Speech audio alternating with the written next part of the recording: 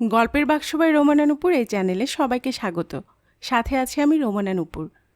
আজকে আপনাদের জন্য থাকছে শ্রী প্রিয়নাথ মুখোপাধ্যায়ের লেখা দারোগার দপ্তর থেকে একটি গল্প, মতিয়া বিবি। আজ শোনাচ্ছি গল্পটির প্রথম খণ্ড। একদিন অতি প্রত্যুষে আমি আমার থানার অফিসে বসিয়া নিয়মিত দৈনিক কার্য সমাপন করিতেছি। এরূপ সময় এক ব্যক্তি থানায় আসিয়া উপস্থিত হইলেন এবং আমাকে সম্মুখে দেখিতে পাইয়াই কহিলেন, মহাশয়, আমার একটি প্রজার ঘরে সিঁধ হইয়াছে। এই সংবাদ প্রদান করিবার মানুষে আমি আপনার নিকট আসিয়া উপস্থিত হইয়াছি। আমি বলিলাম, সিঁধ হইয়াছে? কাহার ঘরে সিঁধ হইয়াছে? আমার বাড়ির সন্নিকটে আমার একখানি ভাড়াটিয়া বাড়ি আছে। ওই বাড়িতে তারামণি নামে একটি স্ত্রীলোক বাস করে। ওই তারামণির ঘরে সিঁধ হইয়াছে। এই সংবাদ প্রদান করিতে তারামণি আসে নাই কেন? যে ঘরে সিঁধ হয়েছে তারামণি সেই ঘরে শয়ন করিত। তাহার ঘরে দরজা ভিতর হইতে বন্ধ আছে, কিন্তু অনেক ডাকাডাকি করিয়া তারামণির কোনরূপ উত্তর না পাইয়া আমি আপনাকে সংবাদ দিতে আসিয়াছি। সিঁধটি আপনি স্বচক্ষে দেখিয়াছেন কি? ওই ঘরের কোন স্থানে ও কি প্রকার সিঁধ? যে ঘরে তারামণি শয়ন করেন সেই ঘরের পশ্চাৎ দিকের দেওয়ালের মাটি কাটিয়া এক প্রকাণ্ড সিঁধ দিয়াছে। ওই সিঁধ আমি স্বচক্ষে দেখিয়া আসিয়াছি। সংবাদদাতার এই কথা শুনিয়া সে সময় আমার মনে যে কিরূপ চিন্তা আসিয়া উপস্থিত হইল, তাহা পাঠকগণ কিছুমাত্র অনুমান করিয়া উঠিতে পারিতেছেন কি? আমার মনে হইল, চোরের সিঁধ দিয়া কেবলমাত্র তারামণির মূল্যবান দ্রব্যাদি অপহরণ করিয়া লইয়া যায় নাই, সে সঙ্গে তারামণিকেও সমন সদনে প্রেরণ করিয়া গিয়াছে। নতুবা যে ঘরে তারামণি শয়ন করিয়াছিল, যে ঘরের দরজা তারামণি ভিতর থেকে বন্ধ করিয়া রাখিয়া দিয়েছিল, সেই ঘরে সিঁধ হইয়াছে। অথচ এখন পর্যন্ত তারামণির কোনরূপ সন্ধান নাই কেন? কিন্তু ঘরের দরজা তারামণি যেরূপভাবে ভিতর হইতে বন্ধ করিয়া শয়ন করিয়াছিল, ঠিক সেরূপভাবেই ভিতর হইতে বন্ধ আছে।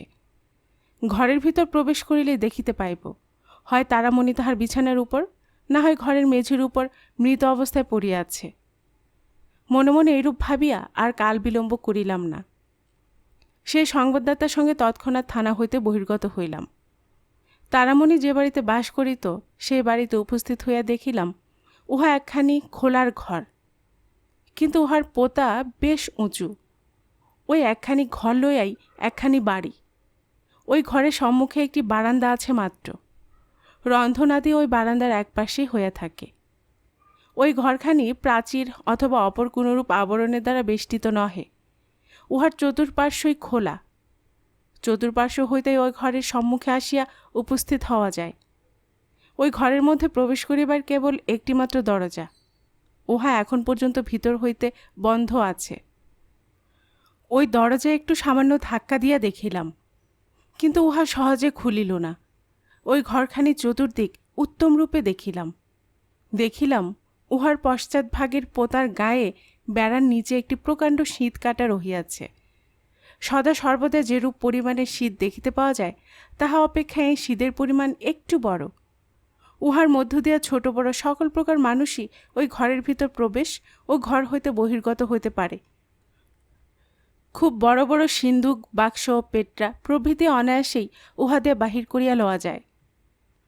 সিঁধের নিকট গমন করিয়া তাহার মধ্য দিয়া ঘরের ভিতরের অবস্থা যদি কিছু দেখিতে পাওয়া যায় তাহার চেষ্টা করিলাম, কিন্তু ঘরের মধ্যে অন্ধকার বলিয়া বোধ হইতে লাগিল।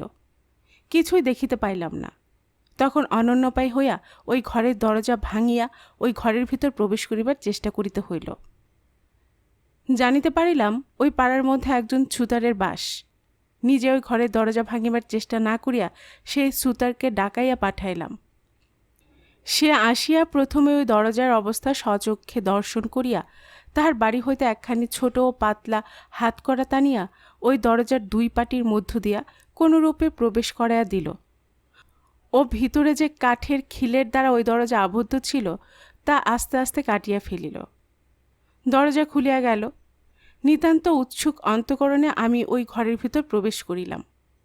প্রবেশ করিবার সময় মনে করিয়াছিলাম যে প্রবেশ করিবা মাত্র তারামণির মৃতদেহ ওই ঘরের ভিতর দেখিতে পাইব, কিন্তু ঘরের ভিতর প্রবেশ করিয়া তাহা দেখিতে পাইলাম না। ঘরের ভিতর একপাশে একখানি তক্তপোষ, তাহার উপর শয়ন করিবার একটি বিছানা বিছানো রহিয়াছে। বিছানার অবস্থা দেখিয়া অনুমান হয় উহার উপর কেহ শয়ন করিয়াছিল, কিন্তু এখন তাহার উপর কেউই নাই। ওই তক্তপোষের নিচে অনুসন্ধান করিয়াও কাউকে দেখিতে পাইলাম না। ওই তক্তপোষের সন্নিকটে একটি লোহার সিন্দুক আছে দেখিলাম। সিন্দুকটি নিতান্ত ক্ষুদ্র নহে। দেখিয়া অনুমান হয় উহার ওজন বোধ হয় 5 মণের কম হইবে না। সিন্দুকটি নাড়িয়া দেখিলাম উহা বন্ধ আছে। ওই ঘরের অপর পাশে কয়েকটি বাক্স, কতগুলি পিতল, কাঁসার, তৈজস ও কয়েকটি হাঁড়ি প্রভৃতি আছে। বাক্স কয়েকটি বন্ধ অবস্থায় পাইলাম। পিতল, কাঁসার, তৈজস ইত্যাদি দেখিয়া উহার একটিও স্থানান্তরিত হইয়াছে বলিয়া বোধ হইল না। ঘরের সমস্ত দ্রব্য পূর্ব হইতে যেরূপভাবে রক্ষিত ছিল ঠিক যেন সেইরূপভাবে রক্ষিত আছে বলিয়া অনুমান হইল।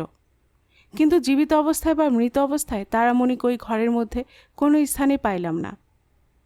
চোরে তারামণির ঘরে শীত কাটিয়াছে। ওই শীতের মধ্য দিয়া কোনো মানুষ যে গমনাগমন করিয়াছে তাহার প্রমাণ সেই স্থানের মাটি মানুষের পদচিহ্ন প্রদান করিতেছে।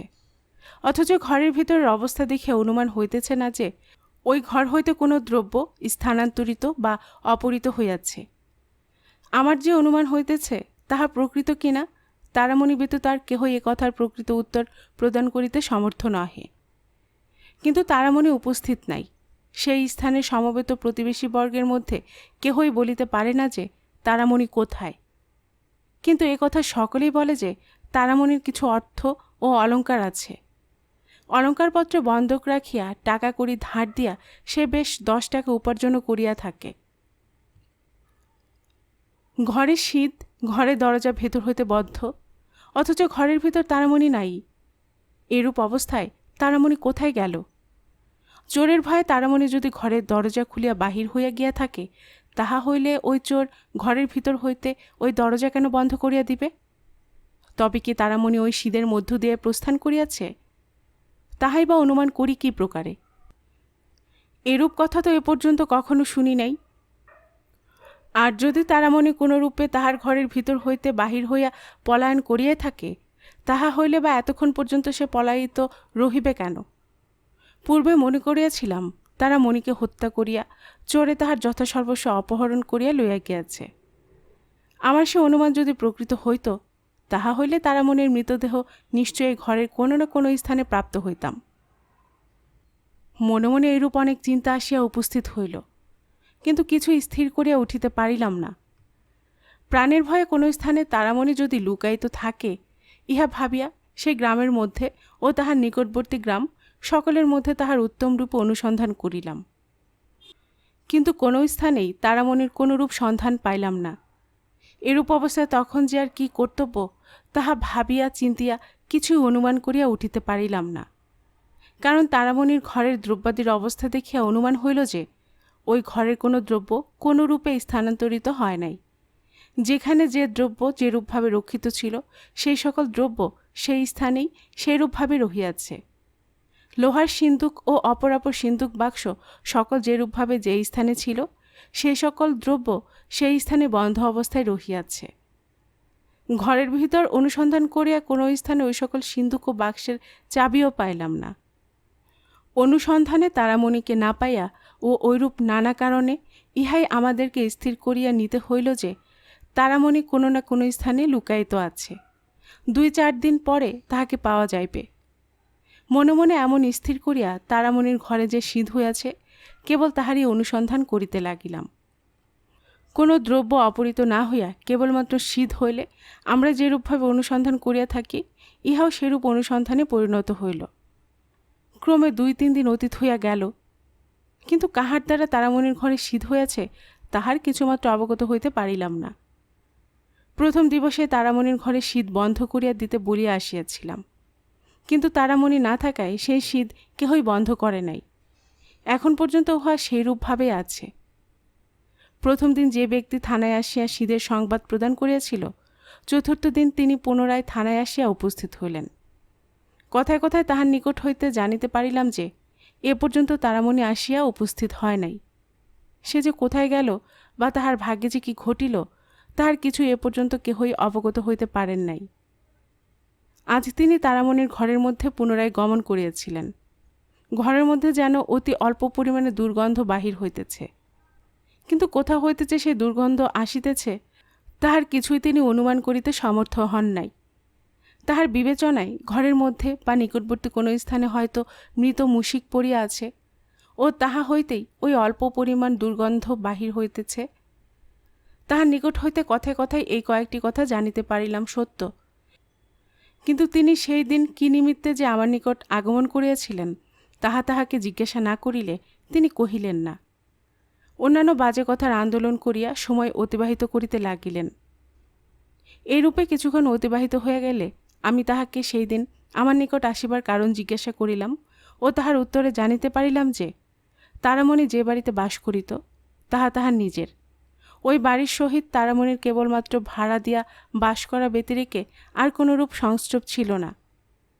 ভাড়া সে নিয়মিত রূপে প্রদান করিত না। এখন পর্যন্ত প্রায় 1 বছরের ভাড়া তাহার নিকট বাকি আছে। এরূপ অবস্থায় তারামণির যে সকল দ্রব্যাদি আছে তাহা তিনি গ্রহণ করিতে সমর্থ কিনা, কারণ তারামণি এখন পর্যন্ত ফিরিয়া আসে নাই।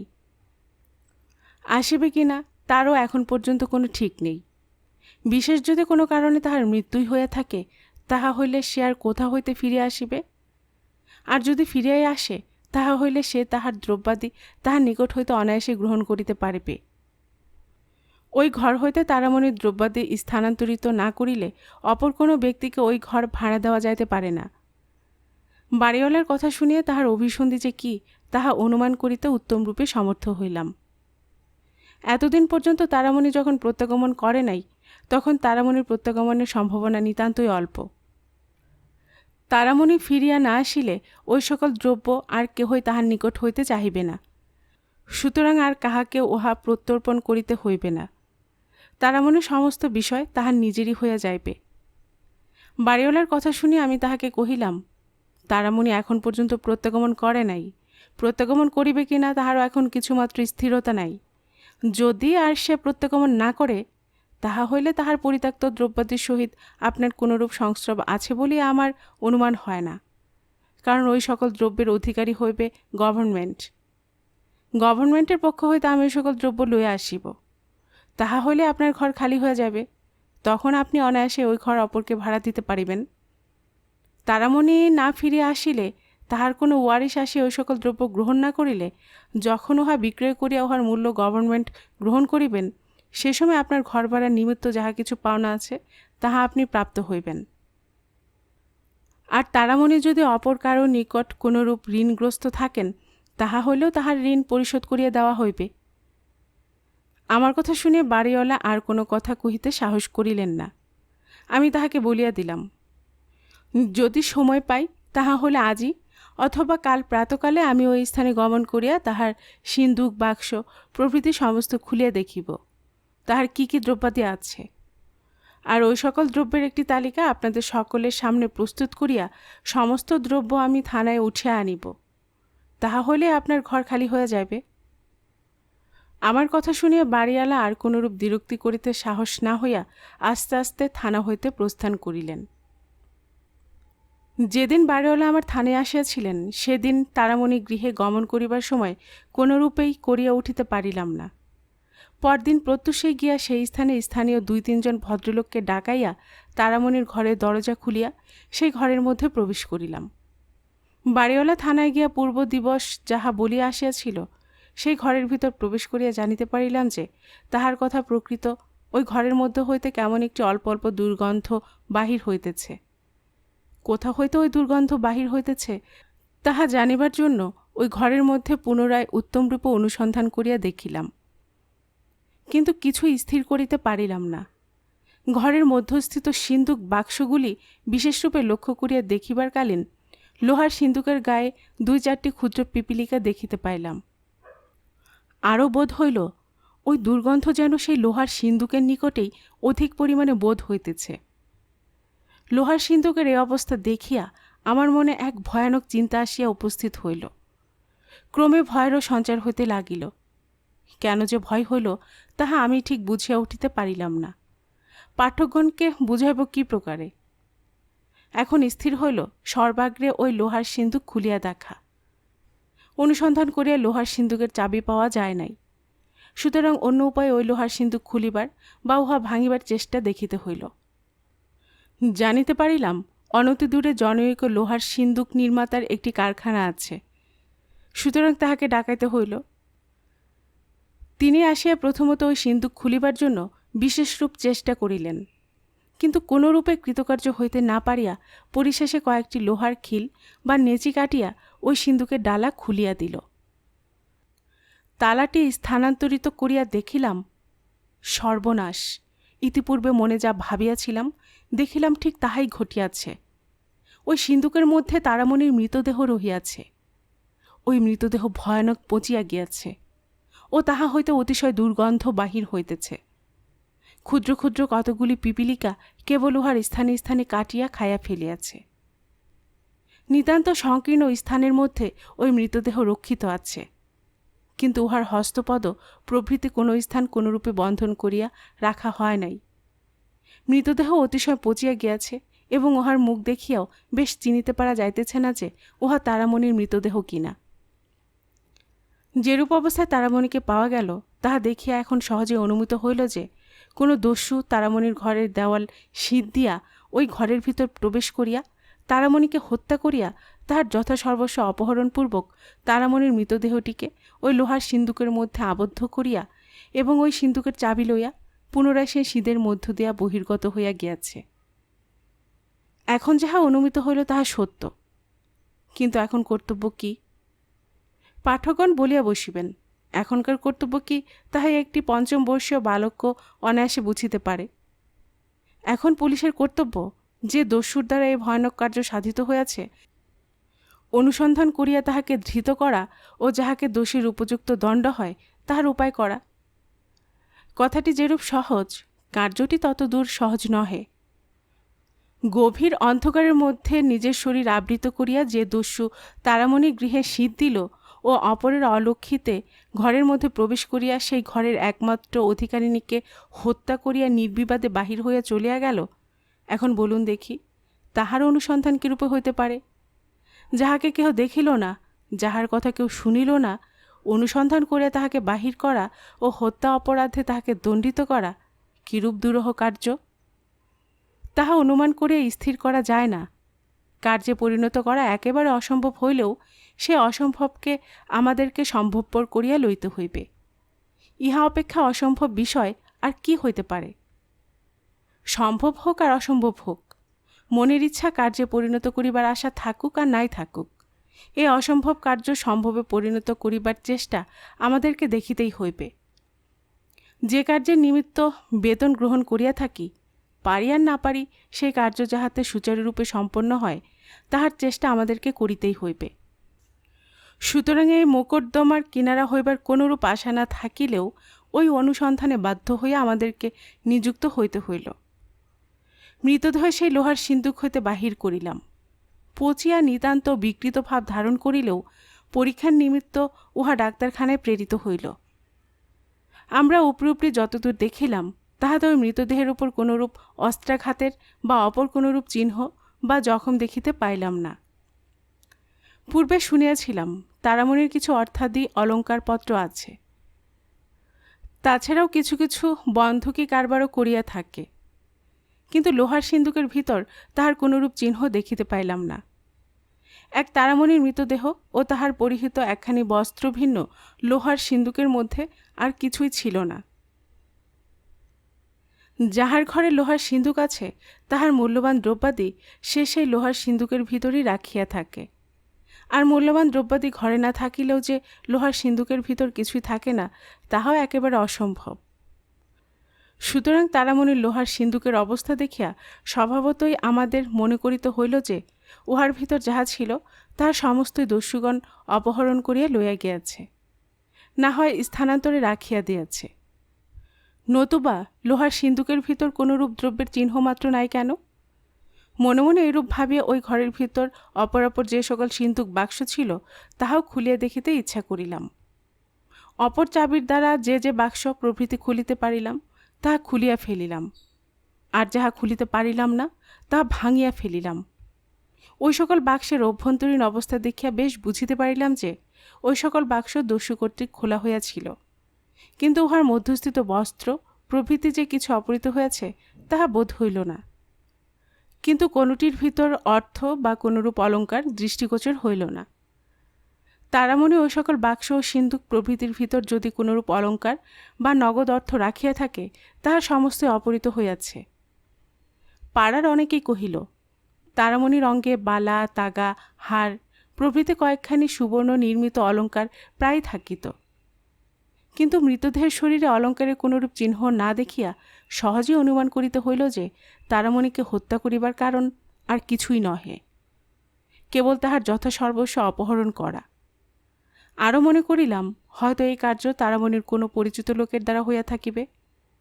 তারামণির দ্রব্যাদি কেবলমাত্র অপহরণ করিয়া চলিয়া গেলে পরে তারামণি তাহাদিগের নাম বলিয়া দেয়, এই ভয়েই তাহারা তারামণিকে হত্যা করিয়া গিয়াছে, এবং যাহাতে সহজে কথা প্রকাশিত হইয়া না পড়ে, এই নিমিত্ত তাহারা তারামণির মৃতদেহ লোহার সিন্দুকে বন্ধ করিয়া রাখিয়া গিয়াছে। তাহারা ভাবিয়াছিল, চাবি না পাইলে ওই সিন্দুক সহজে কেউ খুলিবে না, সুতরাং তারামণির অবস্থাও কেউ অবগত হইতে পারিবে না। হত্যাকারী যাহা ভাবিয়া তারামণির মৃতদেহ লোহার সিন্দুকের ভিতর বন্ধ করিয়া তাহার চাবির সহিত প্রস্থান করিয়াছিল, তাহা হইল না। তারামণির মৃতদেহ পরিশেষে বাহির হইয়া পড়িল। আর আমরাও মনে মনে যাহা ভাবিয়া বা যেরূপ অনুমান করিয়া এই অনুসন্ধানে লিপ্ত হইতেছি, তাহাও যে কার্যে পরিণত হইবে তাহাও অনুমান করা যাইতে পারে না। যাহা হোক, এখন হত্যা মোকদ্দমার অনুসন্ধানে আমাদেরকে লিপ্ত হইতে হইল। এরূপ মোকদ্দমার অনুসন্ধান করিতে হইলে সর্বপ্রথমে অপহৃত মালের তালিকা আমরা প্রস্তুত করিয়া থাকি। তাহার পর কী উপায় অবলম্বন করিলে ওই সকল অপহৃত দ্রব্য আমরা পুনরায় প্রাপ্ত হইতে পারি, তাহারই চেষ্টা দেখিয়া থাকি। কিন্তু বর্তমান ক্ষেত্রে আমাদিগকে সে উপায় পরিত্যাগ করিতে হইল, কারণ তারামণির ঘর হইতে কী কী দ্রব্য অপহৃত হইয়াছে তাহার তালিকা আমরা সে সময় প্রস্তুত করিতে সমর্থ হইলাম না। কেবল এইমাত্র জানিতে পারিলাম যে তারামণির অঙ্গে সময় সময় বালা, তাগা ও হার প্রভৃতি কয়েকখানি অলঙ্কার পরিহিত থাকত। তারামণির অঙ্গে সময় সময় বালা, তাগা ও হার প্রভৃতি কয়েকখানি অলঙ্কার পরিহিত থাকিত, এবং যে রাত্রিতে তাহার ঘরে শীত হয়েছে তাহার পূর্বদিন ওই কয়েকখানি অলঙ্কার তাহার অঙ্গে পরিহিত ছিল, তাহাও কেহ কেহ দেখিয়াছে। সুতরাং কেবলমাত্র ওই কয়েকখানি অলঙ্কারের উপর নির্ভর করিয়া আমাদেরকে এখন ওই অনুসন্ধানে নিযুক্ত হইতে হইল। অপহৃত অলঙ্কার কয়েকখানির অনুসন্ধান করিতে লাগিলাম সত্য, কিন্তু কোনো স্থানে তাহার কোনরূপ সন্ধান করিয়া উঠিতে পারিলাম না। অলঙ্কারের অনুসন্ধান ব্যতীত আরও ক্ষুদ্র ক্ষুদ্র যে সকল বিষয় আমাদের কর্ণগোচর হইতে লাগিল, তাহারও আনুপূর্বিক অনুসন্ধান সঙ্গে সঙ্গে শেষ করিতে লাগিলাম, কিন্তু আসল মোকদ্দমা সম্বন্ধে কোনো কথায় কোনরূপ প্রাপ্ত হইলাম না। এইরূপে ক্রমে ক্রমে দিন অতিবাহিত হইতে লাগিল। যে স্থানে তারামণি বাস করিত তাহার অনতিদূরে একটি বাগান আছে। ওই বাগানের ভিতর ঘাট বাঁধানো একটি পুকুরও আছে। ওই পুকুরের জল অনেকটা ভালো বলিয়া নিকটবর্তী দরিদ্র লোকজন ওই পুকুরের জলই প্রায় ব্যবহার করিয়া থাকে। একদিন আমি ওই পুকুরের বাঁধা ঘাটের একপার্শ্বে বসিয়া রহিয়াছি। সন্ধ্যাকালীন অন্ধকার আমাকে প্রায় আবৃত করিয়া সেই স্থানে লুকায়িতভাবে রাখিয়াছে। এরূপ সময়ে দুটি কলসি কক্ষে দুটি স্ত্রীলোক জল লইবার মানসে আস্তে আস্তে ওই পুকুরে অবতরণ করিল। তাদের মধ্যে একটি স্ত্রীলোক অপর স্ত্রীলোককে কহিল, ভাই, সেই পয়সা কটে দিলি নে? দ্বিতীয় স্ত্রীলোক বলিলেন, না ভাই, এখন পর্যন্ত জোগাড় করিয়া উঠিতে পারি নাই। যেমন হাতে হইবে অমনি দেব, চাইতে হবে না। ইহার আগেও তো বলিয়াছিলে যে 2-1 দিবসের মধ্যে তুমি কোথায় পয়সা পাইবে, ও উহা পাইবা মাত্র আমার দেনা মিটিয়া দিবে। বলিয়াছিলাম সত্য, কিন্তু ভাই, সে পয়সা পাই নাই। আমাদের বাড়িতে দুজন ভদ্রলোক আসিয়া কয়েক দিবসের নিমিত্ত বাসা লইয়াছিল। তাহাদিগের নিকট হইতে পয়সা পাওয়ার কথা ছিল, তাই তোমাকে বলিয়াছিলাম ওই পয়সা পাইলেই তোমাকে দেব। তবে কি তাহাদিগের নিকট হইতে এখনও পয়সা পাও নাই? না ভাই, পাই নাই, পাইবার আর আশাও নাই। কেন পাইবার আশা নাই কেন? তাহারা কি দেবে না বলিয়াছে? আমাদিগের ঘর ভাড়া প্রভৃতি একটি পয়সাও না দিয়া তাহারা হঠাৎ কোথায় চলিয়া গিয়াছে। যাইবার সময় বলিয়া যায় নাই? না ভাই, বলিয়াও যায় নাই বা একটি পয়সা দিয়াও যায় নাই। তাহা হইলে তো দেখিতেছি তাহারা খুব ভদ্রলোক। কলকাতায় ভদ্র বা অভদ্রলোক হঠাৎ চিনিয়া লওয়া বড়ই শক্ত। তাহাদিগের পোশাক পরিচ্ছদ ও কথাবার্তায় আমরা তাহাদিগকে ভদ্রলোকে স্থির করিয়া লইয়াছিলাম, কিন্তু এখন দেখিতেছি তাহারা ভদ্রলোক নহে। যে ঘরের ভাড়া না দিয়া চোরের মতো রাত্রিকালে হঠাৎ চলিয়া যায়, তাহাদিগকে ভদ্রলোক বলিব কি প্রকারে? উভয় স্ত্রীলোকদ্বয় এরূপ কথা কহিতে কহিতে আপন আপন কলসি জলে পূর্ণ করিয়া লইয়া সেই স্থান হইতে প্রস্থান করিল। উহাদিগের ওই কথা শুনিয়া আমিও মনে মনে ভাবিলাম, এই স্ত্রীলোকদের যখন এই স্থানে জল লইতে আসিয়াছে, তখন তাহাদিগের বাসস্থান যে এই স্থান হইতে বহু দূরে তাহা বোধ হয় না। আর দুটি অপরিচিত লোক এই স্থানে আসিয়া বাসা লইয়াছিল, অথচ কাহাকেও কিছু না বলিয়া হঠাৎ তাহারা এই স্থান হইতে প্রস্থান করিল। ইহাও নিতান্ত সন্দেহর বিষয়। বিশেষের কথা আমরা ইতিপূর্বে কিছুমাত্র অবগত হইতে পারি নাই। যাহা হোক, এখন দেখিতে হইবে যে উহারা কোন বাড়িতে আসিয়া কয় দিবসকাল অতিবাহিত করিয়াছিল ও কোন দিবসে বা হঠাৎ এই স্থান পরিত্যাগ করিয়া চলিয়া গেল। মনে মনে এরূপ ভাবিয়া আমিও সেই স্থান হইতে গোত্রোত্থান করিলাম ও দূর হইতে ওই স্ত্রীলোকদ্বয়কে অনুসরণ আরম্ভ করিলাম। কিছুদূর একত্রে গমন করিবার পর দুইটি স্ত্রীলোক দুইটি স্বতন্ত্র পথ অবলম্বন করিয়া গমন করিতে লাগিল। আমিও প্রথম স্ত্রীলোকটির পশ্চাৎগমন না করিয়া দ্বিতীয় স্ত্রীলোকটির পশ্চাৎ পশ্চাৎ গমন করিতে লাগিলাম ও দেখিলাম ওই স্ত্রীলোকটি কোন বাড়ির ভিতর প্রবেশ করে। এরূপ উপায়ে ওই স্ত্রীলোকটির বাড়ি দেখিয়া লইয়া সেই রাত্রিতে আমিও সেই স্থান হইতে প্রস্থান করিলাম, কারণ মনে করিলাম এই অনুসন্ধান রাত্রিকালে আরম্ভ করা কোনো ক্রমেই কর্তব্য নহে। পরদিন সকালে আমি ওই বাড়িতে পুনরায় গিয়া উপস্থিত হইলাম। এই বাড়িটি তারামণির বাড়ি হইতে বহু দূরবর্তী ছিল না, একটু দূর হইলেও সেই পাড়ার মধ্যে। সেই স্থানে গমন করিয়া জানিতে পারিলাম উহা কেশব কর্তব্য নামক একজনের বাসগৃহ। কেশব তাহার পরিবার সহিত ওই বাড়ির একখানি ঘরে বাস করে ও অপর একখানি বাহিরের ঘর প্রায়ই খালি থাকে। সময় সময় কেহ ওই ঘর ভাড়া লইলে তাহাও সে দিয়া থাকে। আরও জানিতে পারিলাম যে রাত্রিতে তারামণির ঘরে শীত কাটিয়া তারামণিকে হত্যাপূর্বক তাহার মূল্যবান দ্রব্যাদি অপহৃত হইয়াছে, তাহার প্রায় 10-12 দিন পূর্ব হইতে কেশব কর্তব্যের বাড়ি দুই ব্যক্তি ভাড়া লইয়াছিল ও সেই স্থানে বাস করিতেছিল। যেদিন তারামণি গৃহে শীত হইয়াছে জানিতে পারা গিয়াছে, সেই দিন হইতে তাহাদিগকে সেই স্থানে আর কেহ দেখিতে পায় নাই। তাহারা যে কোথায় গিয়াছে তাহা কেশব কৈবর্ত বা অপর কেহ কিছুই বলিতে পারে না। ওই স্থান পরিত্যাগ করিবার সময় তাহারা কাহাকেও কোনো কথা বলিয়া যায় নাই, বা ওই ঘরের ভাড়া প্রভৃতি কিছুই তাহারা কেশবকে দিয়া যায় নাই। তাহারা যে কে, কোথা হইতে আসিয়া ওই স্থানে বাস করিতেছিল বা কি কার্য করিয়া দিনযাপন করিত, তাহা কেহই কিছু বলিতে পারিল না। কেবল এইমাত্র জানিতে পারা গেল যে তাহারা বলিত বড় বাজারে তাহাদিগের কাপড়ে দোকান আছে, কিন্তু পীড়ার জন্য তাহারা বহু লোকের অধিকৃত বড় বাজার পরিত্যাগ করিয়া এই নির্জন স্থানে বাস করিতেছে। সময় সময় তাহারা দিনমানে বাহির হইয়াও যাইত। যাইবার সময় জিজ্ঞাসা করিলে তাহারা কহিত যে তাহারা তাহাদিগের বড়বাজারের কাপড়ের দোকানে গমন করিতেছে। প্রকৃতপক্ষে তাহারা যে কি করিত তাহা সেই স্থানের কেহই অবগত ছিল না। অধিকাংশ দিবসের দিবাভাগেই তাহারা প্রায় বাহিরে গমন করিত না, ঘরের মধ্যে থাকিয়াই সময় অতিবাহিত করিত। সময় সময় দুই একটি পশ্চিম দেশীয় লোক তাহাদিগের নিকট আগমন করিত। যাহারা আগমন করিত তাহাদিগকে দেখিয়া অনুমান হইত উহাদিগের মধ্যে হিন্দু ও মুসলমান উভয় সম্প্রদায়ের লোকই আছে, কিন্তু তাহাদিগের সংখ্যা খুব অধিক ছিল না। ওই দুই ব্যক্তি যত দিবস ওই স্থানে ছিল তাহার মধ্যে বোধ হয় 4 জনের অধিক লোককে কেহ সেই স্থানে দেখে নাই।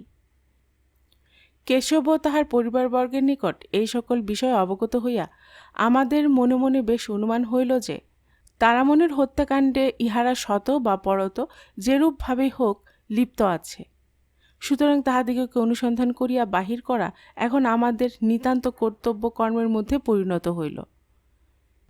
কিন্তু কি উপায় অবলম্বন করিলে ওই সকল ব্যক্তির অনুসন্ধান করিতে সমর্থ হইব ভাবিয়া চিন্তিয়া তাহার কিছুই অনুমান করিয়া উঠিতে পারিলাম না। কেশব কৈবর্ত ও তাহার পরিবারবর্গ ও পাড়ার অপরাপর ব্যক্তিগণ যাহারা তাহাদিগকে দেখিয়াছিল, তাহাদিগের নিকট হইতে ওই সকল ব্যক্তির দৈহিক বিবরণ যতদূর সম্ভব সংগ্রহপূর্বক লিপিবদ্ধ করিয়া লইলাম। ওই সকল বিবরণ পাঠকগণের সুখপাঠ্য নহে বলিয়া এই স্থানে প্রদত্ত হইল না। পূর্ববর্ণিত 6 জন ব্যক্তির দৈহিক বিবরণ যতদূর সম্ভব অবগত হইয়া মনে করিলাম বহুদর্শী কর্মচারীগণের সহিত এখন একবার পরামর্শ করার প্রয়োজন উপস্থিত হইয়াছে। মনে মনে এরূপ স্থির করিয়া আমার সহিত যে সকল কর্মচারী সেই অনুসন্ধানে নিযুক্ত ছিলেন তাহাদিগকে ও আমার জানিত যে সকল অপরাপর কর্মচারী এই শহরের চোর বদমাশদিগের নিকট উত্তমরূপে পরিচিত, এক স্থানে সমবেত করিয়া ওই অজানিত 6 ব্যক্তি সম্বন্ধে উত্তমরূপে আলোচনা করা হইল। কর্মচারীগণের মধ্যে ওই প্রকার আকৃতি ও প্রকৃতির লোক ও যাহাদিগের দ্বারা ঐরূপ কার্য সম্পন্ন হইবার সম্পূর্ণরূপ সম্ভাবনা, তাহাদিগের একটি তালিকা প্রস্তুত করিলাম। বলা বাহুল্য, ওই তালিকার মধ্যে যে সকল ব্যক্তির নাম স্থান পাইল তাহাদিগের প্রত্যেকের দ্বারাই এরূপ কার্য অনায়াসে সম্পন্ন হইতে পারে। এখন আমাদিগের প্রধান কার্য হইল অনুসন্ধান করিয়া আমাদিগের তালিকার লিখিত ব্যক্তিগণকে বাহির করা ও কেশব কৈবর্ত ও তাহার পরিবারবর্গকে দেখানো যে ওই ব্যক্তিগণের মধ্যে কোনো ব্যক্তি তাহাদিগের বাড়িতে কখনো আসিয়াছিল কিনা। যে রাত্রিতে তারামণির ঘরে শীত হয় তাহার 1 দিবস পরে আরেকটি হত্যাকাণ্ড সংসাধিত হয়। এই হত্যার উদ্দেশ্য চুরি ছিল না, তাহার উদ্দেশ্য প্রতিহিংসা। ওই মোকদ্দমার অনুসন্ধানে আমি নিযুক্ত না থাকিলেও উহার অবস্থা জানিতে আমার কিছুমাত্র বাকি ছিল না। আমি জানিতে পারিয়াছিলাম যিনি হত হইয়াছিলেন তাহার নাম মতিয়া বিবি, এবং ইহা অনুমতি হইয়াছিল মতিয়া বিবি কোনো সম্ভ্রান্ত মুসলমানের কন্যা ও তাহার পিতা জনৈক সম্ভ্রান্ত মুসলমান যুবকের হস্তে উহাকে অর্পণ করিয়াছিল। মতিয়া বিবির ইহজীবন পরিত্যাগ করিবার কারণ ঠিক বুঝিয়া উঠিতে পারা যায় না। যে দিবস তাহার মৃত্যু হয় সেই দিবস বা তাহার পর দিবস উহার মৃতদেহ সৎকারের নিমিত্ত গোরস্থানে লইয়া যাওয়া হয়। গোরস্থানে যিনি মৃতদেহ পরীক্ষা করিয়া গোরের ব্যবস্থা করিয়া থাকেন তিনি মতিয়া বিবির মৃতদেহ দেখিয়া উহা কবরিত করিতে দেন না। মতিয়া বিবির মৃতদেহ দেখিয়া তাহার অনুমান হয় যে বিষপানই মতিয়া বিবির মৃত্যুর কারণ, কিন্তু তিনি স্ব-ইচ্ছায় বিষপান করিয়াছেন কি বিষ প্রয়োগ করিয়া তাহার জীবন নষ্ট করা হইয়াছে তাহা তিনি বুঝিয়া উঠিতে পারেন না। যে সকল ব্যক্তি মতিয়া বিবিকে সেই কবরস্থানে লইয়া গিয়াছিল তাহাদিগের মধ্যে মোহাম্মদ মুসলিম নামক এক ব্যক্তি ছিলেন। ওই মোহাম্মদ মুসলিমই মতিয়া বিবিকে তাহার স্ত্রী বলিয়া পরিচয় প্রদান করিছিলেন। মোহাম্মদ মুসলিমকে জিজ্ঞাসা করিয়া তিনিও মতিয়া বিবির মৃত্যুর কারণ যথাযথ বলিয়া উঠিতে পারেন না বা ইচ্ছা করিয়া বলেন না। সুতরাং বাধ্য হইয়া সেই কবরস্থানের কর্মচারী এই সংবাদ নিকটবর্তী থানায় প্রেরণ করেন। স্বাভাবিক মৃত্যুতে যে মরে নাই তাহার মৃতদেহ কবরিত করিতে আদেশ দিবার ক্ষমতা সেই কর্মচারীর নাই বলিয়াই বাধ্য হইয়া এই সংবাদ তাহাকে থানায় প্রেরণ করিতে হয়। তিনি থানায় সংবাদ প্রদান করিলেন সত্য, কিন্তু যে পর্যন্ত পুলিশ আসিয়া সেই স্থানে উপস্থিত হইতে না পারে সেই পর্যন্ত ওই মৃতদেহের উপর কোনরূপ লক্ষ্য রাখিলেন না। কেবলমাত্র জনৈক ডোমের উপর এই আদেশ প্রদান করিলেন যে, দেখিস এর মৃতদেহ কেহ যেন লইয়া না যায়। ডোম আদেশ শ্রবণ করিল সত্য, কিন্তু তাহাদিগের যেরূপ স্বভাব সেরূপভাবে কার্য করিল, অর্থাৎ ওই মৃতদেহ কিরূপভাবে ও কোথায় রক্ষিত হইল তাহার দিকে ক্ষণকালের নিমিত্তও দৃষ্টি রাখিল না। সংবাদ পাইবামাত্র জনৈক পুলিশ কর্মচারী সেই স্থানে আসিয়া উপস্থিত হইলেন ও সেই স্থানের কর্মচারী নিকট সমস্ত অবস্থা অবগত হইয়া তাহার সহিত ওই মৃতদেহ দেখিবার নিমিত্ত গমন করিলেন, কিন্তু গোরস্থানে ওই মৃতদেহ দেখিতে পাইলেন না, বা যে ব্যক্তিগণ ওই মৃতদেহ সেই স্থানে আনয়ন করিয়াছিল অনুসন্ধান করিয়া তাহাদিগের কাহাকেও সেই স্থানে পাইলেন না। যে ডোমের উপর ওই মৃতদেহ দেখিবার আদেশ ছিল আসিল ও পরিশেষে কহিল, যাহারা ওই মৃতদেহ আনয়ন করিয়াছিল তাহারাই ওই মৃতদেহ লইয়া চলিয়া গিয়াছে। যাইবার সময় আমি তাহাদিগকে নিষেধ করিয়াছিলাম, কিন্তু তাহারা আমার নিষেধ না শুনিয়া এই কথা বলিয়া চলিয়া যায় যে কবরাধ্যক্ষ মহাশয় আমাদিগকে ওই মৃতদেহ এই স্থান হইতে লইয়া যাইবার আদেশ প্রদান করিয়াছেন, তাহাই লইয়া যাইতেছি। ডোমের কথা শুনিয়া বেশ বুঝিতে পারিলাম যে সে সম্পূর্ণরূপে মিথ্যা কথা বলিতেছে। কবর অধ্যক্ষ ওই মৃতদেহের উপর নজর রাখিবার জন্য তাহাকে যে আদেশ প্রদান করিয়াছিল, সে সেই আদেশ কেবল শুনিয়াছিল মাত্র, কিন্তু কার্যের দিকে একবার লক্ষ্যও করে নাই। সুতরাং তাহারই অমনোযোগে যে ওই মৃতদেহ স্থানান্তরিত হইয়াছে, তাহার আর কিছুমাত্র সন্দেহ নাই। মৃতদেহ দেখিতে না পাইয়া কবরাধ্যক্ষ সেই পুলিশ কর্মচারীর সহিত উহার অনুসন্ধান আরম্ভ করিলেন। প্রথমত কবরস্থানের অন্তর্গত সমস্ত স্থান তন্নতন্ন করিয়া অনুসন্ধান করিলেন, কিন্তু কোনো স্থানে ওই মৃতদেহের চিহ্ন মাত্র দেখিতে না পাইয়া পরিশেষে কবরস্থানের বহির্ভাগে অনুসন্ধান আরম্ভ করিলেন। কিয়ৎক্ষণ অনুসন্ধান করিবার পর দেখিতে পাইলেন মোহাম্মদ মুসলিম একটি দোকানের সম্মুখে উপবেশন করিয়া ধূমপান করিতেছে। বলা বাহুল্য, মুসলিমকে দেখিবা মাত্রই তাহারা উহাকে ধরিয়া ফেললেন ও উহাকে মৃতদেহের কথা জিজ্ঞাসা করায় সে কহিল, ওই মৃতদেহ তাহারা স্থানান্তরিত করে নাই। কবরস্থানের মধ্যে যেই স্থানে উহারা প্রথমত উহাকে রাখিয়াছিল, সেই স্থানে উহা পরিত্যাগ করিয়া চলিয়া আসিয়াছে ও একটু বিশ্রাম করিবার নিমিত্ত সেই স্থানে বসিয়া ধূমপান করিতেছে। যে ব্যক্তিগণ ওই মৃতদেহ বহন করিয়া আনিয়াছিল, তাহাদিগের কথা জিজ্ঞাসা করায় মুসলিম কহিল, যখন তাহারা জানিতে পারিল যে পুলিশের সংবাদ প্রেরণ করা হইয়াছে, পুলিশের অনুসন্ধান শেষ না হইলে যখন ওই মৃতদেহ কবরিত হইতে পারিবে না, তখন তাহারা উহা ওই স্থানে নিক্ষেপ করিয়া আপন আপন স্থানে প্রস্থান করিয়াছে। মুসলিমের কথা শুনিয়া কিছু অনুমান করিতে পারিলাম না যে সে মিথ্যা কথা কহিতেছে কি সত্য কথা কহিতেছে। যদি তাহার কথা প্রকৃত হইবে, তাহা হইলে ওই মৃতদেহ কোথায় গেল? আর যদি তাহার কথা অপ্রকৃতই হইবে, তাহা হইলে সে স্থির অন্তঃকরণে কবরস্থানের নিকটবর্তী দোকানের সম্মুখে বসে ধূমপানই বা করিবে কেন? সে সেই স্থানের কাহারও নিকট পরিচিত নহে, কোন স্থানে তাহার বাসস্থান তাহা কাহারও বিদিত নহে। সে সেই স্থান হইতে প্রস্থান করিলে অনুসন্ধান করিয়া তাহাকে বাহির করা নিতান্ত সহজ হইত না। সে যাহা হোক, তাহার কোন কথা প্রকৃত ও কোন কথাই বা অপ্রকৃত তাহা জানিতে না পারিলে বিশেষ কোনরূপ ক্ষতিবৃদ্ধি নাই সত্য, কিন্তু মৃতদেহের সন্ধান করা নিতান্ত আবশ্যক। মতিয়া বিবি বিষপানে আত্মহত্যা করিলেও পুলিশের কর্তব্য তাহার যথাযথ অনুসন্ধান করা। আর যদি বিষ প্রয়োগ করাইয়া কেহ তাহাকে হত্যা করিয়া থাকে, তাহা হইলে ওই মৃতদেহের নিতান্ত আবশ্যক। মৃতদেহ প্রাপ্ত না হইলে কাহাকেও খুনি মোকদ্দমায় অভিযুক্ত করা যাইতে পারে না। অথচ যখন দেখিতে পাওয়া যাইতেছে যে মতিয়া বিবি হত হইয়াছে, তখন মৃতদেহ ব্যতীত ওই খুনি মোকদ্দমা কিরূপে প্রমাণিত হইতে পারিবে? পুলিশ কর্মচারী এইরূপ অবস্থা দৃষ্টে নিতান্ত অনন্যপায় হইয়া এইরূপ মনে করিলেন যে মুসলিম নিতান্ত মিথ্যা কথা কহিতেছে। তাহার সমভিব্যাহারী ব্যক্তিগণ ওই মৃতদেহ লইয়া প্রস্থান করিয়াছে ও পুলিশের চক্ষে ধূলি প্রদান করিবার মানসে মুসলিম সেই স্থানে উপস্থিত আছে। সুতরাং ওই সমস্ত ব্যক্তির বিশেষরূপ অনুসন্ধান করিয়া তাহাদিগকে বাহির করায় এখন নিতান্ত প্রয়োজন হইয়া পড়িয়াছে। মুসলিমকে জিজ্ঞাসা করায় মুসলিম নিতান্ত সরলান্তকরণে ওই সকল ব্যক্তিগণের নাম ও ঠিকানা পুলিশ কর্মচারীকে বলিয়া দিল ও কহিল, যদি আবশ্যক হয় তাহা হইলে সে নিজে গিয়া উহাদিগকে দেখাইয়া দিতে কিছুমাত্র কুণ্ঠিত নহে। কার্যেতে মুসলিম করিলেও তাহাই। ওই পুলিশ কর্মচারী ও গোরস্থানের কর্মচারীকে সঙ্গে করিয়া লইয়া গিয়া যে সকল ব্যক্তি মতিয়া বিবির মৃতদেহ কবরস্থলে আনিয়াছিল, তাহাদিগের প্রত্যেকেই দেখাইয়া দিল। পুলিশ কর্মচারী তাহাদিগের প্রত্যেককেই পৃথক পৃথক রূপে জিজ্ঞাসা করিলেন ও প্রত্যেকের নিকট হইতেই একই প্রকারের উত্তর পাইয়া আরও বিস্মিত হইলেন। সকলে কহিল, তাহারা ওই মৃতদেহ কবরস্থানে রাখিয়া চলিয়া আসিয়াছে।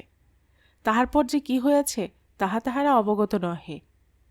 কবরস্থানের কর্মচারী ও পুলিশ কর্মচারী উভয়ই মৃতদেহের এরূপ হঠাৎ অন্তর্ধান দেখিয়া বিশেষরূপ চিন্তিত ও আশ্চর্যান্বিত হইলেন। নিতান্ত অল্প সময়ের মধ্যে এই রূপে যে একটি মানুষের মৃতদেহ অন্তর্হিত হয়ে গেল, ইহা বড়ই আশ্চর্য।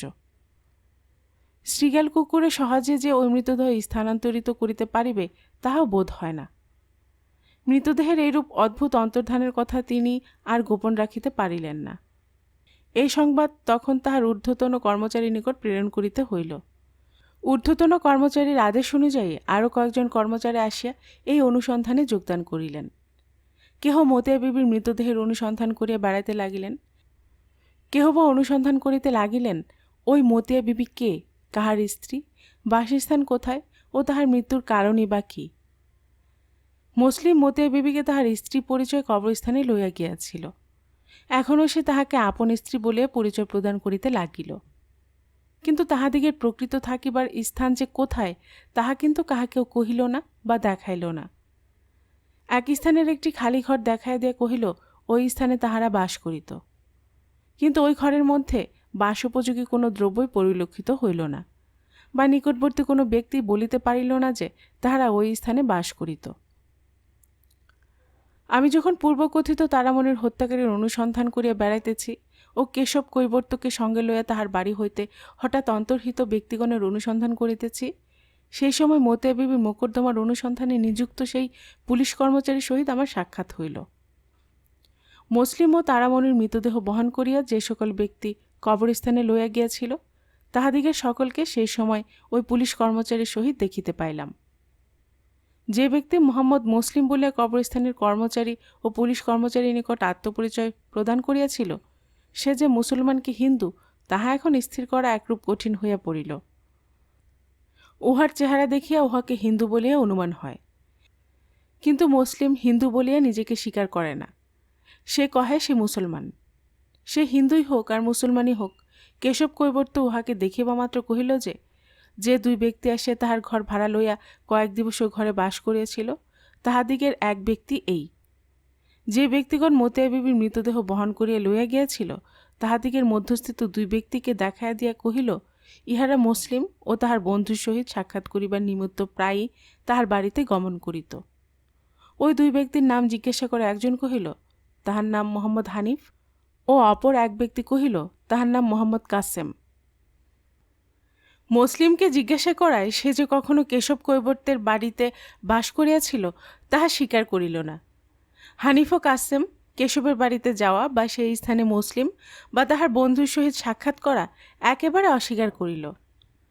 কেশব কৈবর্ত যদি উহাদিগকে ঠিক চিনিতে পারিয়াই না থাকে, এই ভাবিয়া উহাদিগকে সঙ্গে লইয়া কেশব কৈবর্তের বাড়িতে গমন করিলাম।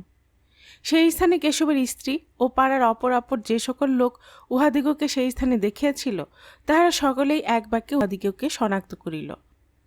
এখন আর আমাদিগের মনে কিছুমাত্র সন্দেহ রহিল না।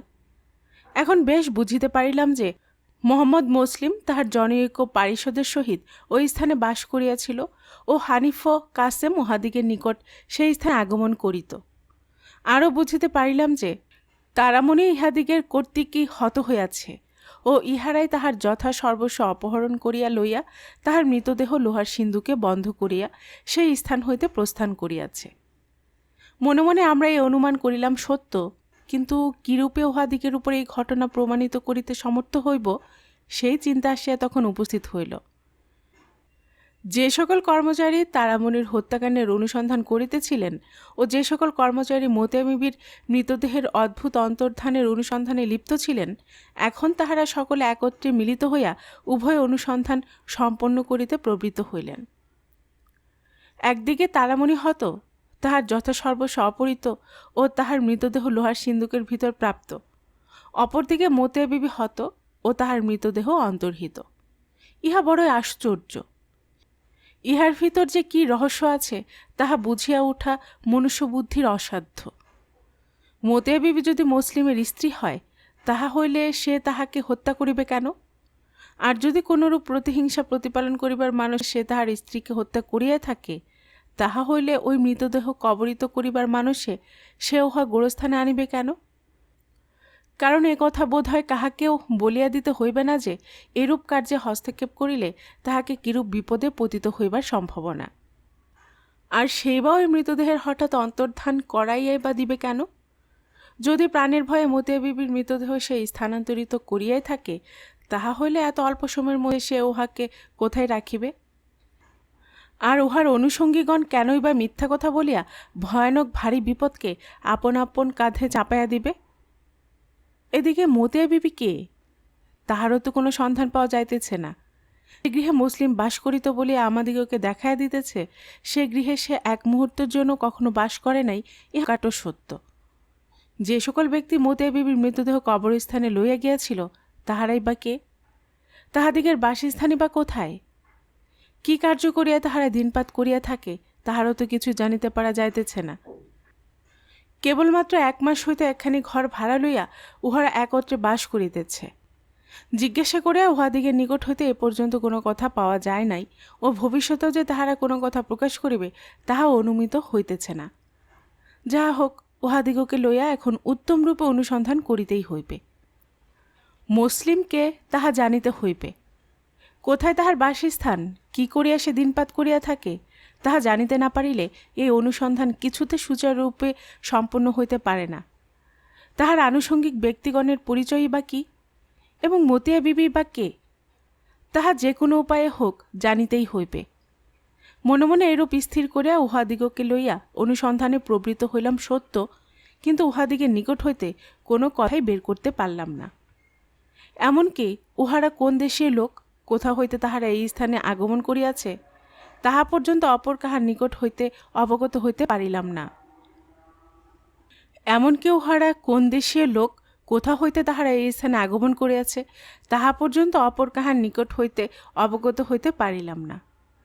উহারাও সে সম্বন্ধে কোনো কথা আমরা বিশেষ রূপে চেষ্টা করিলেও আমাদিগকে বলিল না। যে ঘর ভাড়া লইয়া উহারা বাস করিতেছিল সেই ঘর উত্তমরূপে অনুসন্ধান করিলাম, এমনকি ঘরের মেঝে পর্যন্ত উত্তমরূপে খোদিয়া দেখিলাম, কিন্তু সন্দেহসূচক কোনো দ্রব্যই পাওয়া গেল না। অনেক অনুসন্ধান করিবার পর পরিশেষে কেবল এমাত্র জানিতে পারিলাম যে মুসলিম আখজি নামক একটি বেশ্যার গৃহে কখনো কখনো গমন করিত, কিন্তু আখজি কে, কোথায় থাকে, কতদিন হইতে সেই স্থানে মুসলিমের যাতায়াত আছে ও তাহার সহিত উহার সদ্ভাব আছে কিনা তাহাও কিন্তু কেহ বলিতে পারে না।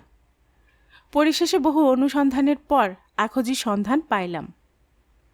মুসলিম ও তাহার বন্ধুগণের মধ্যে 2-1 কখনো কখনো যে তাহার ঘরে আসিত তাহা সে স্বীকার করিল ও মুসলিমও অপর 2 ব্যক্তিকে দেখাইয়া দিল, কিন্তু তাহারা যে কে, কোথায় তাহাদিগের বাসস্থান, তাহার কিছুই সে বলিতে পারিল না। সে কহিল উহারা তাহাদিগের পরিচয় কখনো তাহার নিকট প্রদান করে নাই। আখজিকে তাহাদিগের মধ্যে কেহ কখনো কোনো অলঙ্কারাদি প্রদান করিয়াছে কিনা জিজ্ঞাসা করায় সে একজোড়া সোনার অনন্ত বা তাগা বাহির করিয়া আনিল ও উহা আমাদিগের সম্মুখে রাখিয়া দিয়া কহিল, মুসলিম তাহাকে কেবলমাত্র এই অলঙ্কারখানি প্রদান করিয়াছে।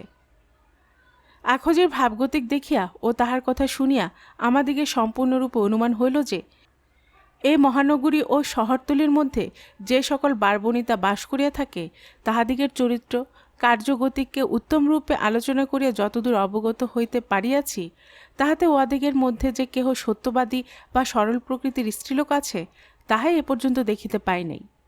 কিন্তু আজ দেখিলাম আখজি বেশ্যা হইলেও তাহার প্রকৃতি অপর বেশ্যা অপেক্ষা কিয়ৎ পরিমাণ অন্যতম। তাহার সহিত আমাদিগের যে 2-4টি কথা হইল তাহাতেই বুঝিতে পারিলাম সে কতকটা সরল প্রকৃতির স্ত্রীলোক ও সে যা বলিতেছে তাহা প্রকৃতই কহিতেছে। সে যে কোনো কথা মিথ্যা বলিতেছে তাহা আমাদিগের মনে হইল না। তারামণির সঙ্গে তাগা ও বালা ছিল, ইহা পাঠকগণ পূর্ব হইতে অবগত আছেন, আর ওই তাগা ও বালা যে অপহৃত হইয়াছে তাহাও আপনারা শুনিয়াছেন। এখন যে তাগা আখজির নিকট হইতে প্রাপ্ত হয়ে গেল তাহা তারামণির তাগা কিনা? ইহা যদি তারামণির তাগা বলিয়া প্রমাণিত হয় তাহা হইলে তারামণির হত্যাকাণ্ডের নায়কগণের একজন যে মুসলিম সে বিষয়ে আর কিছুমাত্র সন্দেহ নাই। ওই তাগা তারামণির হোক বা না হোক, কিন্তু ওই তাগা সম্বন্ধে যে বিশেষরূপ অনুসন্ধান আবশ্যক সে বিষয়ে আর কিছু সন্দেহ নাই। মনে মনে ঐরূপ ভাবিয়া ওই তাগা লইয়া গিয়া তারামণির বাড়িওয়ালে দেখাইলাম। তিনি দেখিবা মাত্রই কহিলেন, ওই তাগা তারামণি। তারামণি বাড়িওয়ালার বাড়ির ভিতর সর্বদা গমনাগমন করিত। বাড়িওয়ালার পরিবারবর্গের সকলেই ওই তাগা দেখিয়া কহিল, উহা তারামণির তাগা। তাছাড়া ওই পাড়ার স্ত্রীলোকগণ যাহার যাহার সহিত তারামণির জানাশোনা ছিল তাহাদিগের প্রত্যেকেই ওই তাগা দেখিয়া কহিল, উহা তারামণির তাগা। ও ওই তাগা তারামণি সর্বদা পড়িয়া থাকিত। সমস্ত লোকে যখন ওই তাগা তারামণির বলিয়া চিনিতে পারিল তখন আমাদিগের মনেও আর কিছুমাত্র সন্দেহ রহিল না। তাছাড়া পরিশেষে যে কর্মকার তারামণির তাগা প্রস্তুত করিয়াছিল অনুসন্ধানে তাহাকেও পাওয়া গেল। সে ওই তাগা দেখিবা মাত্রই কহিল যে ওই তাগা তাহার নিজ হস্তে প্রস্তুত। সে তারামণির জন্য ওই তাগা প্রস্তুত করিয়াছিল ও তারামণির অঙ্গে সে উহা সর্বদাই দেখিয়াছে। এই প্রমাণের উপর নির্ভর করিয়াই মোহাম্মদ মুসলিম মোহাম্মদ হানিফ ও মোহাম্মদ কাসেমকে তারামণিকে হত্যা করা ও তাহার অলঙ্কারপত্র অপহরণ করা অপরাধে ধরা হইল। উহাদিগকে কেবলমাত্র ধরিয়া যে আমরা স্থির থাকিলাম তাহা নহে। এই অনুসন্ধানে যে সকল পুলিশ কর্মচারী নিযুক্ত ছিলেন, সকলে একত্রে মিলিয়া উহাদিগকে লইয়া কঠোর অনুসন্ধানে নিযুক্ত হইলেন। এই অনুসন্ধানের প্রথম উদ্দেশ্য উহারা কে, উহাদিগের বাসস্থান কোথায় ও উহাদিগের জীবন ধারণের উপায়ই বা কী। দ্বিতীয় উদ্দেশ্য, যে কয়েকজন ব্যক্তিকে আমরা পাইয়াছি তাছাড়া আর কোনো ব্যক্তি উহাদিগের দলভুক্ত আছে ও ওই দলের কার্যই বা কী। তৃতীয় উদ্দেশ্য, তারামণির গৃহ ও তাহার অঙ্গ হইতে যে সকল মূল্যবান দ্রব্য অপহৃত হইয়াছে তাহার উদ্ধারের চেষ্টা ও ওই সকল দ্রব্য কিরূপে ও কোথায় বিক্রয় করা হয়েছে বা লুকায় রাখা আছে অনুসন্ধান করিয়া তাহা বাহির করা। আর চতুর্থ উদ্দেশ্য এই যে মতিয়া বিবিকে, তাহার বাসস্থান কোথায়, তাহার হত্যাকারী বা কে, ও যদি হত্যা হইয়া থাকে তাহা হইলে সেই হত্যার উদ্দেশ্যই বা কী, ও এখন সেই মৃতদেহী বা কোথায়। আমাদের উদ্দেশ্য অনুযায়ী অনুসন্ধানের বিশেষরূপ চেষ্টা করিলাম, কিন্তু কিছুই জানিতে পারিলাম না। কখনো বা উহাদিগকে ভয় প্রদর্শন ও উহাদিগের উপর নিতান্ত কঠোর ব্যবহার আরম্ভ করিলাম, কখনো বা উহাদিগের সহিত মিত্রতা করিয়া মিত্রভাব দেখাইতে লাগিলাম, কিন্তু আমাদিগের উদ্দেশ্য কিছুতেই সফল হইল না। যখন দেখিলাম উহাদিগের নিকট হইতে আমরা কোনো কথা বাহির করিতে সমর্থ হইলাম না, আমাদিগের চেষ্টা, যত্ন, কৌশল প্রভৃতি সমস্তই ব্যর্থ হয়ে গেল, তখন অনন্যোপায় হইয়া আমরা পরিশেষে ওই অপরাধের নিমিত্ত উহাদিগকে বিচারকের নিকট প্রেরণ করিলাম। কিন্তু বলা বাহুল্য, উহাদিগের উপর পূর্বকথিত যে সকল প্রমাণ আদালতে প্রমাণিত হইল, তাহাতে কোনো বিচারকই উহাদিগের সকলকে কোনোরূপেই দণ্ড প্রদান করিতে পারেন না। তাহার উপর শবচ্ছেদকারী ডাক্তারের সাক্ষ্য, মৃতদেহ যেরূপ পচিয়া গিয়াছে তাহাতে তিনি মৃত্যুর কারণ নির্ণয় করিতে সমর্থ হন না। তিনি উহার প্লীহা, যকৃত, হৃৎপিণ্ড প্রভৃতির কিয়দংশ কাটিয়া রাসায়নিক পরীক্ষার নিমিত্ত প্রেরণ করেন। রাসায়নিক পরীক্ষক পরীক্ষা করিয়া যে রিপোর্ট প্রদান করেন তাহাতে জানিতে পারা যায় বিষপানি উহার মৃত্যুর কারণ। ইহাতে আসামিগণের যে বিশেষ সুবিধাজনক বিষয় তাহার আর কিছুমাত্র সন্দেহ নেই, কারণ আমরা প্রমাণ ও যুক্তির দ্বারা স্থির করিয়াছিলাম যে উহারা তারামণিকে হত্যা করিয়া তাহার মৃতদেহ লোহার সিন্ধুকে বন্ধ করিয়া দিয়া তাহার যথাসর্বস্ব চুরি করিয়া লইয়া গিয়াছিল। কিন্তু রাসায়নিক পরীক্ষকের পরীক্ষা ফল পাইয়া সেই হত্যার যুক্তি অন্যরূপ ধারণ করিল। তখন মনে মনে ভাবিতে লাগিলাম, বিষ প্রয়োগে তারামণিকে হত্যা করিল কিরূপে। যাহার নিকট প্রথমে এই মোকদ্দমার বিচার হয় তিনি মোহাম্মদ হানিফ ও মোহাম্মদ কাসেমকে অব্যাহতি দিয়া কেবল মোহাম্মদ মুসলিমকে বিচারার্থ উচ্চ আদালতে প্রেরণ করেন। সময়মতো উচ্চ আদালতে 5 জন জুরির সাহায্যে এই মোকদ্দমার বিচার হয়। মোহাম্মদ মুসলিম নিতান্ত সাঙ্গীন অপরাধে অভিযুক্ত, সুতরাং বিচারক জুরিগণের সাহায্যে বিশেষ বিবেচনের সহিত তাহার বিচার করিতে আরম্ভ করেন। তাহার উপর যে সকল প্রমাণ আমরা সংগ্রহ করিতে সমর্থ হইয়াছিলাম তাহাতে জজ ও জুরিগণের মনে বিশ্বাস হয় যে মুসলিম তারামণিকে হত্যা করিয়া তাহার সমস্ত দ্রব্যাদি অপহরণ করিয়া লইয়া গিয়াছে। আর ইহাও সাব্যস্ত হয় যে বিষ প্রয়োগই তারামণির মৃত্যুর কারণ। কারণ রাসায়নিক পরীক্ষকের নিকট হইতে যে রিপোর্ট প্রাপ্ত হওয়া যায় তাহাতে জানিতে পারা যায় যে তারামণির শবচ্ছেদকারী ডাক্তার তাহার নিকট যে সকল পদার্থ প্রেরণ করেছিলেন তাহার মধ্য হইতে বিষপ্রাপ্ত হওয়া গিয়াছে। মুসলিম হত্যা অপরাধে অভিযুক্ত, কিন্তু বিচারালয়ে তাহার পক্ষ সমর্থন করিতে ব্যবহারজীবীগণের মধ্যে কেহই উপস্থিত ছিলেন না। মুসলিমও তাহার নিজের পক্ষ সমর্থন করিবার নিমিত্ত কোনো কথা কহিল না। তাহার বিপক্ষে প্রমাণ প্রয়োগ সমস্ত শেষ হইয়া গেলে এ বিষয়ে তাহার কি বক্তব্য আছে তাহা বিচারক তাহাকে জিজ্ঞাসা করিলেন। উত্তরে মুসলিম কেবল এইমাত্র কহিল, সে যে তারামণিকে হত্যা করে নাই তাহারই কেবল একটিমাত্র প্রমাণ সে বিচারালয়ে উপস্থিত করতে চায়। যে ব্যক্তি ওই প্রমাণ দেবে তাহাকে দর্শন করিবা মাত্রই বিচারক বুঝিতে পারিবেন যে সে তারামণিকে হত্যা করিয়াছে নাকি পুলিশ কর্মচারীগণ তাহার উপর এই মিথ্যা মোকদ্দমা আনিয়া তাহাকে চরম দণ্ডে দণ্ডিত করিবার চেষ্টা করিতেছেন। মুসলিম আরও কহিল, সে যাহাকে এই স্থানে উপস্থিত করিতে বাসনা করিয়াছে সে নিকটবর্তী একটি বাগানের ভিতর মোহাম্মদ কাসেম ও মোহাম্মদ হানিফের নিকট আছে। পুলিশ কর্মচারী ব্যতীত অপর কোনো ব্যক্তিকে সেই স্থানে পাঠাইয়া দিয়া তাহাকে আনা হোক। এই বলিয়া বাগানের নাম ও ঠিকানা সে বিচারককে বলিয়া দিল। মুসলিমের নিকট হইতে তাহার ছাপায় সাক্ষীর নাম পাইয়া বিচারক তাহাকে কহিলেন, তুমি যখন অবগত আছো যে কোন তারিখে তোমার মোকদ্দমার বিচার হইবে ও ইহাও তোমার অবিদিত নাই যে মোকদ্দমার দিনে ছাপায় সাক্ষীগণকে হাজির করিবার বন্দোবস্ত তোমাকে পূর্ব হইতেই করিতে হইবে, তখন তুমি সেরূপ বন্দোবস্ত পূর্ব হইতে করিয়া রাখো নাই কেন? এরূপ অবস্থায় এখন তোমার প্রার্থনা কিরূপে মঞ্জুর করিতে পারি?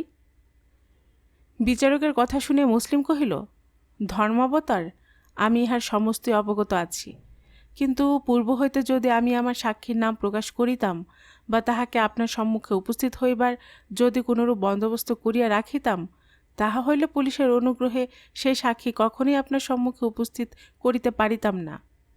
এই জন্য আমার প্রার্থনা যে আমার সাক্ষীকে এই স্থানে এখন আনাইয়া দেখুন, তাহা হইলে আমি জোর করিয়া বলিতে পারি যে আপনি নিশ্চয় আমাকে অব্যাহতি প্রদান করিবেন।